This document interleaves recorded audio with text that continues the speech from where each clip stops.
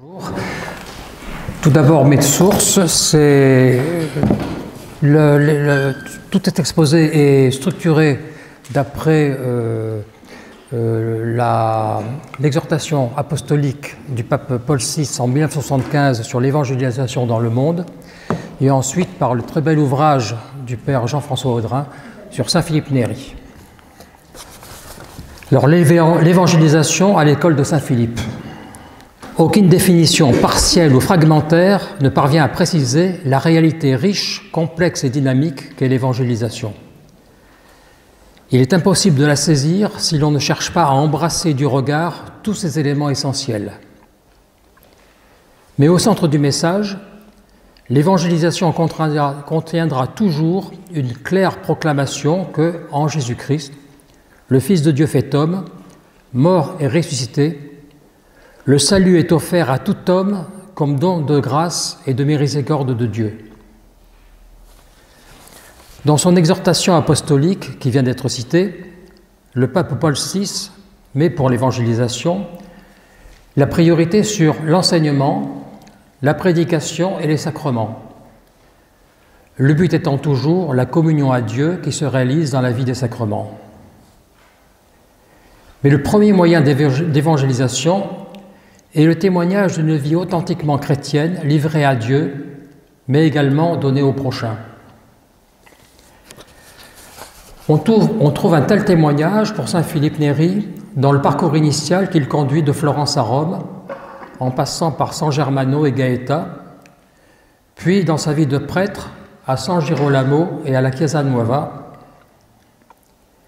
Pascal Hide, qui est cité par le père Jean-François Audrin, Pascal Hide distingue 3 moments ou âges dans la vie pour parvenir à ce don de soi. Il y a tout d'abord le don pour soi, pendant l'enfance, qui est le temps de la réception. L'enfant reçoit le don.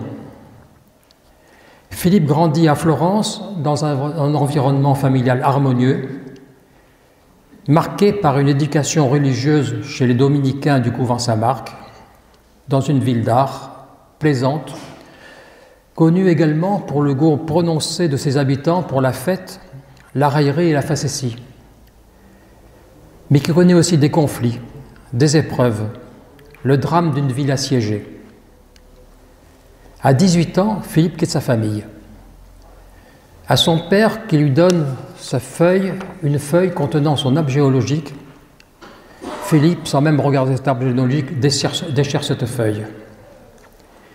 Il quitte donc sa famille, il quitte aussi son pays, sa ville, pour ne plus jamais y revenir, mais ville qui lui laissera cependant une empreinte que les années n'effaceront pas, ni même l'influence de sa ville d'adoption, Rome. Puis vient l'âge du don à soi, le temps du recueil du don dans son intériorité, son appropriation. Philippe est arrivé chez son oncle à San Germano pour y exercer une activité dans le commerce. Mais c'est surtout pour lui le temps du silence, des détachements, des combats, des lumières sur soi, sur Dieu. Il trouve sur son chemin les pères bénédictins présents dans le grand monastère du Mont Cassin et au sanctuaire de la Trinité de Gaeta. Il découvre la règle de saint Benoît, l'obéissance, l'humilité, la piété, le silence, la pauvreté, mais aussi la vie communautaire, la valeur de la sédentarité et du lien à sa maison, ce qui jouera plus tard un rôle dans l'oratoire.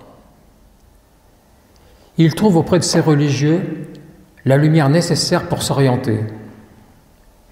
Il renonce à toute possibilité de vivre confortablement et à l'héritage promis par son oncle, et s'engage à servir résolument le Christ.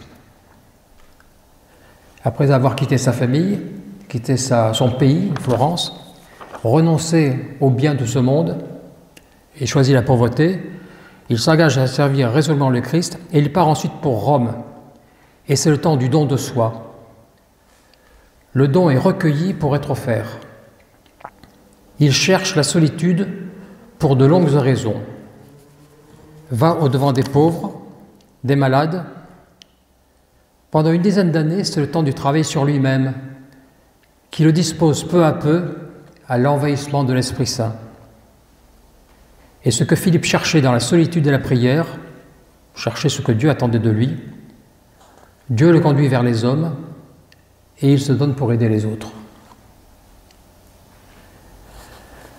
Tout en recentrant son activité sur les visites aux miséreux dans les hôpitaux, à des activités caritatives, Philippe aimait déambuler, se promener dans la rue, et il savait, par quelques mots échangés, transformer cette habitude, généralement sans effet notable, en un enseignement qui se gravait dans l'âme.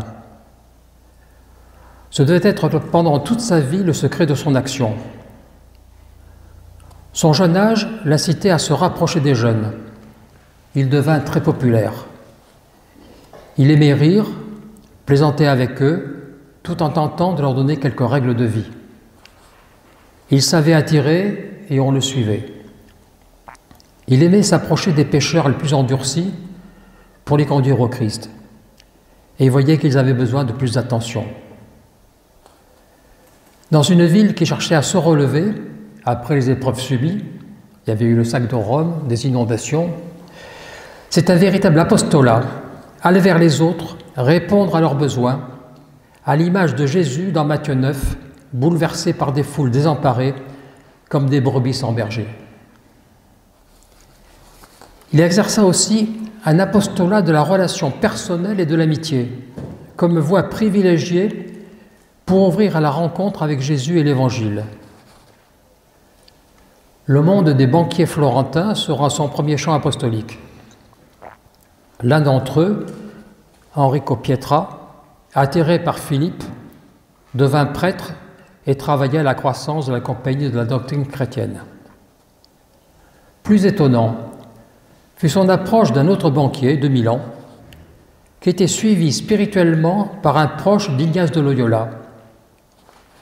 Cet homme n'arrivait pas à renoncer à de nombreuses occasions de pécher gravement. Philippe chercha d'abord à le consoler. Puis il dit qu'il y prierait tellement pour lui qu'il se libérerait de ses mauvaises habitudes. Et c'est ce qui arriva. Ce qui est en jeu ici, c'est le primat de la grâce, de l'action et du don de Dieu qui vient à nous. C'est bien par la grâce que vous êtes sauvés, dit saint Paul dans sa lettre aux Éphésiens. Et il complète dans sa lettre aux Romains, il ne s'agit donc pas du vouloir ni de l'effort humain, mais de Dieu qui fait miséricorde.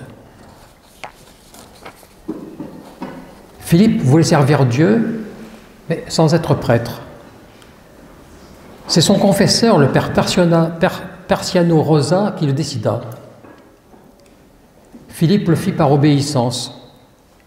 La possibilité de célébrer l'Eucharistie fut, semble-t-il, l'incitation majeure qui le conduisit à l'ordination à 36 ans.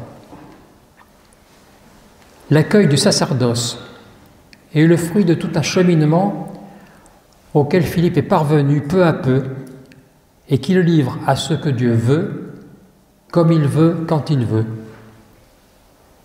Sa fécondité sacerdotale se développa en 2 phases.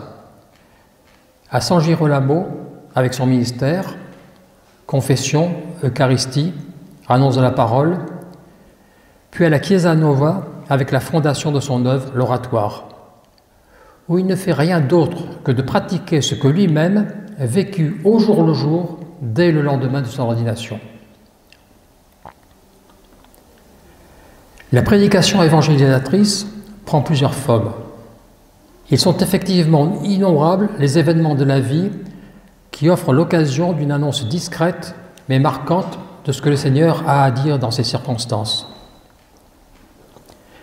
Par son contact direct avec la parole de Dieu, son attrait pour la vie des premières communautés chrétiennes, la lecture des pères de l'Église, Philippe échappe à une certaine hypertrophie du sacré qui aurait tendance à isoler le prêtre du commun des mortels, leur faisant perdre une relation familière avec le peuple de Dieu.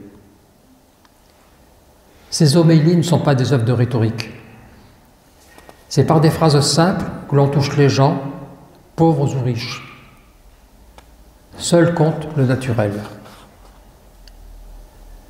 Ce partage de la parole peut aussi se réaliser hors de toute liturgie, dans des assemblées de fidèles.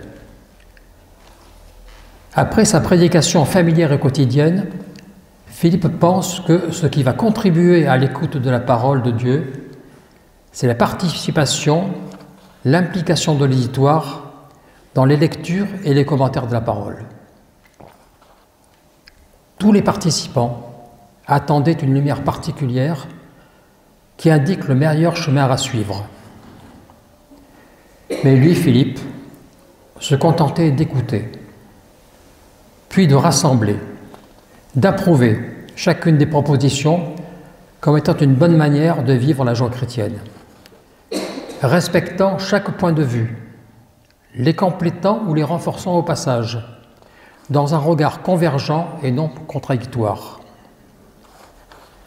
L'extraordinaire de sa position est de faire confiance à l'Esprit Saint qui habite et travaille en chaque cœur, et donc de permettre à chacun d'exister et de suivre son propre itinéraire, là où il y a de la joie à marcher, pourvu qu'il marche et se tienne loin du péché.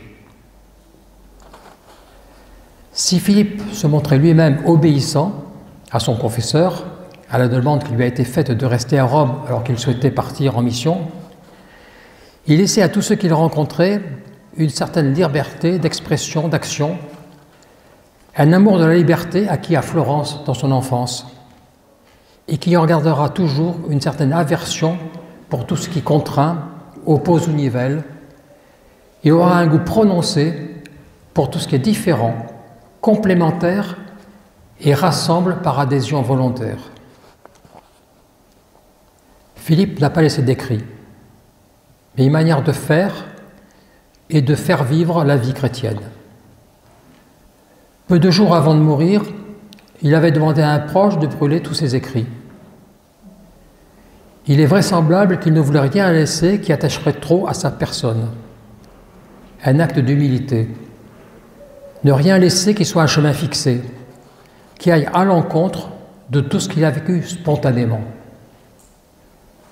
Philippe, c'est la grande liberté dans l'esprit, dont on ne sait pas d'où il vient, ni où il va. Que chacun cherche et trouve son propre chemin dans la remise de soi à l'Esprit Saint.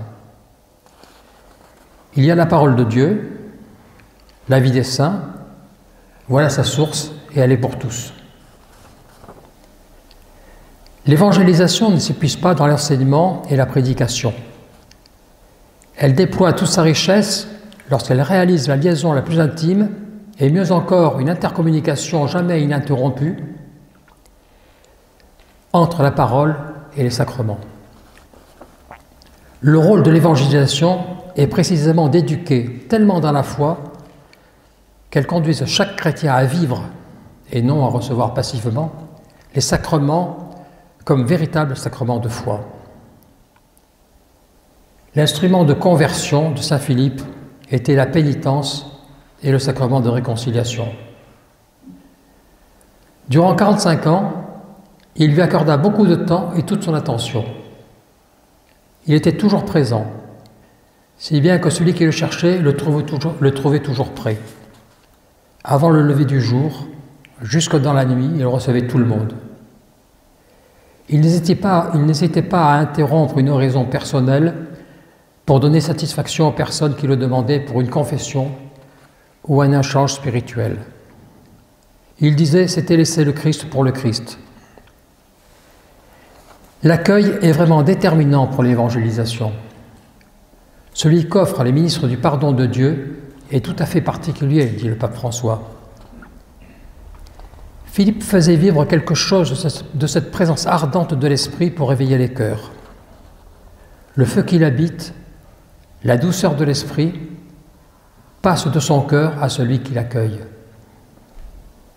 C'est une pédagogie extrêmement moderne dont Philippe fait preuve, sachant adapter les exigences évangéliques à chacun et mettre l'amour au principe de l'action, de la conversion, de l'élan vers les sommets, puis, avec patience et miséricorde, attendre qu'agisse la force d'attraction du bien et de la grâce.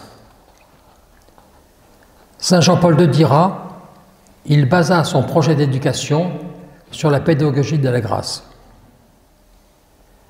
Dans ces échanges, Philippe délivre aussi des conseils qui relèvent avant tout de son expérience et du bon sens. Ce don fait partie des dons caractéristiques de sa personnalité et lui donne cette attractivité particulière. Et de tous les conseils, le plus constant est celui de la prière. Par la confession, l'âme s'enracine dans les vertus les plus essentielles de la vie chrétienne. Vertus tellement importantes pour bien communier. Et à la communion, nous devons demander la guérison du vice auquel nous nous sentons enclins. Que celui qui communie souvent, comme il faut, rapporte de la table sainte le fruit de l'humilité, de la patience et de toutes les vertus, qu'il prenne le temps d'en concevoir le désir et de s'y porter avec amour.